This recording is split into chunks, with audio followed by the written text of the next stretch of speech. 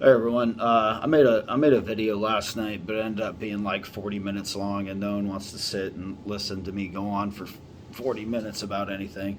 So I'm gonna try to make this a little bit shorter, but I want to put together a little bit of a video in regards to quantified performance and what it's been, what it means to me, and what it could mean to you, and what it means to the shooting community.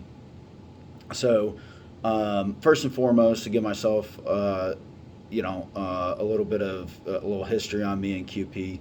I caught their second match in the spring of 2020, and I've shot most of them um, up to and including the season finale this past weekend. Um, I went back and looked at my practice score.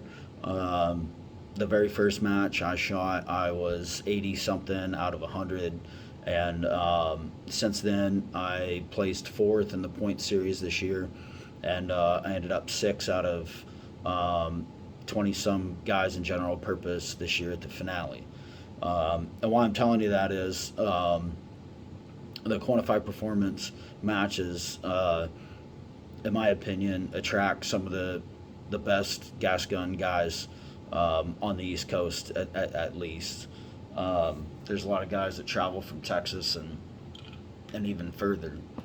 Um, so what the QP um, competition has done for me is when I showed up and got my ass kicked with my uh, straight out of the safe gun. It was a 16-inch rifle um, with a loopholed Mark AR mil dot reticle on it. I didn't know what a mil was. I didn't know what a velocity was. I didn't know what a bullet coefficient was. I didn't know nothing. I had zeroed that rifle at 100 with like PMC bronze or American Eagle or uh, whatever I was shooting that day. Just some 55 grain cheap off the shelf stuff. Now, I've seen a lot of guys. What I really want to talk about is I've personally seen guys show up to that match and similarly equipped and start getting humbled very quickly, and they packed their stuff up and left. That's a bummer. Um, of all the stuff that you might think you want to pack to come shoot a QP match, um, leave your ego at home because it is a humbling experience. However, I'll implore that if you stick with it, stay the night, get bullshitting with some guys around the fire. It's a gold mine for information and experience. If I had just packed up my stuff, threw a fit because I got embarrassed and went home, I would have never become the shooter that I am now. And I'm coming this as a perspective where I still only think that I might be on the better side of average. There's still some just smoking ass shooters out there that I competed against that even on my best day thus far I wouldn't have been able to beat. So I still have a long way to go. I still have a lot to learn. Um, but quantified performance has sent me at light speed as far as getting educated on how to shoot and being motivated on learning and how not to suck. Um, this year was a little bit of a it was a growth year.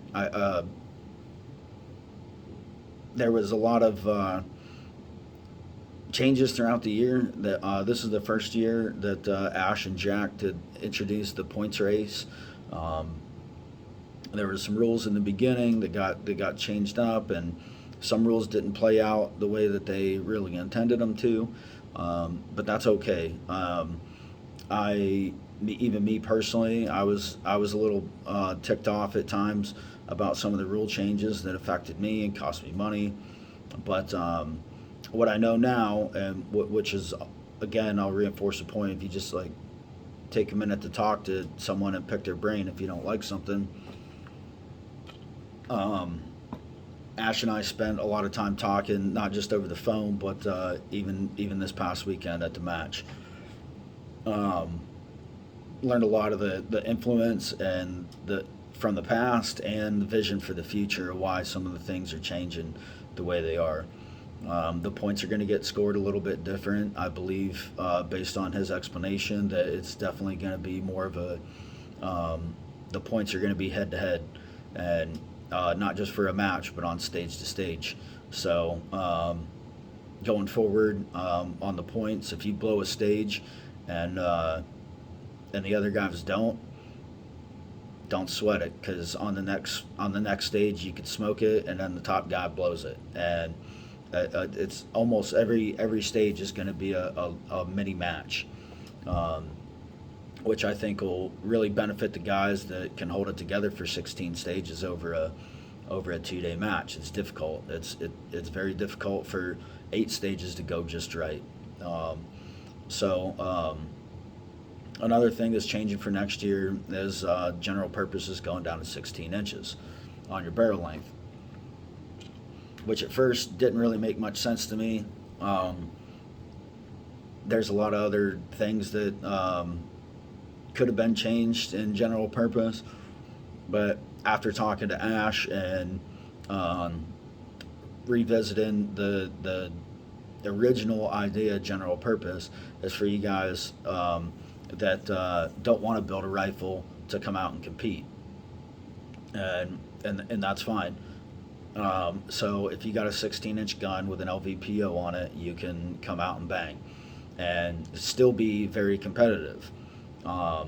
I ran a 6 arc this year and I lost to a guy shooting 5.56. So I'm here to tell you that calibers are not the easy button.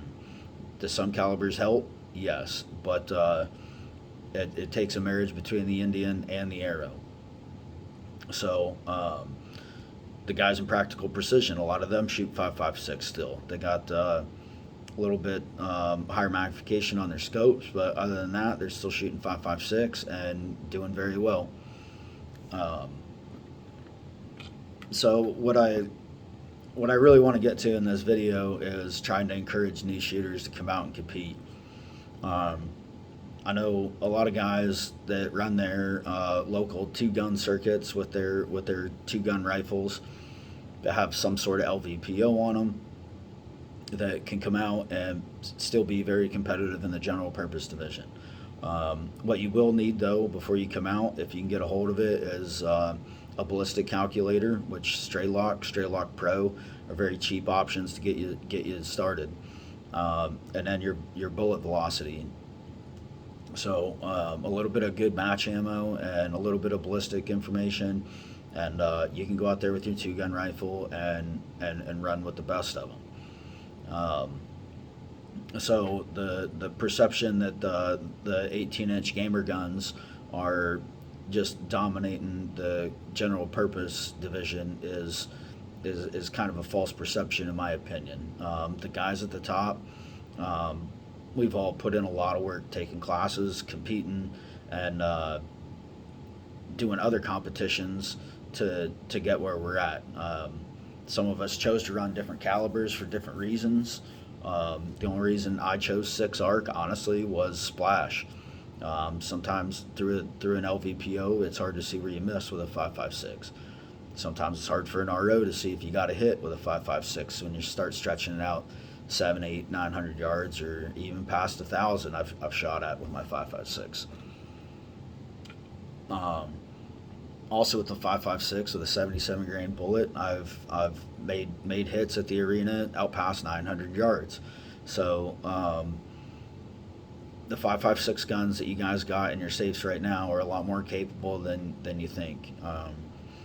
It's just going to take a little bit of work on your guys' part to get after it and learn your guns and do that. But again, that's the Quantified Performance match series is a very fertile environment to go and do that. And now going into next year as well, those matches aren't just going to be limited to the East Coast or the Southeast. Talking to Ash, there's several new locations coming up. There's, of course, the match down in Georgia, the arena training facility in Blakely, Georgia will remain. I know that I'm pretty sure Quantico, Virginia is going to stay on the circuit. Ben Franklin Range in western Pennsylvania. Um, the Sawmill in South Carolina. Um, I believe he mentioned the possibility they're working at a, or they're trying to work something out with a range in, I believe, Michigan, Washington State.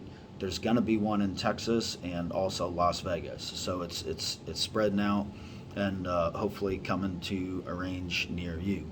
So um, if you're running a two-gun match or just running the range and you're sick and tired of punching paper at 100 yards and not quite ready to go um, to PRS gas gun, Quantified Performance fills that void between those very different competitions very well.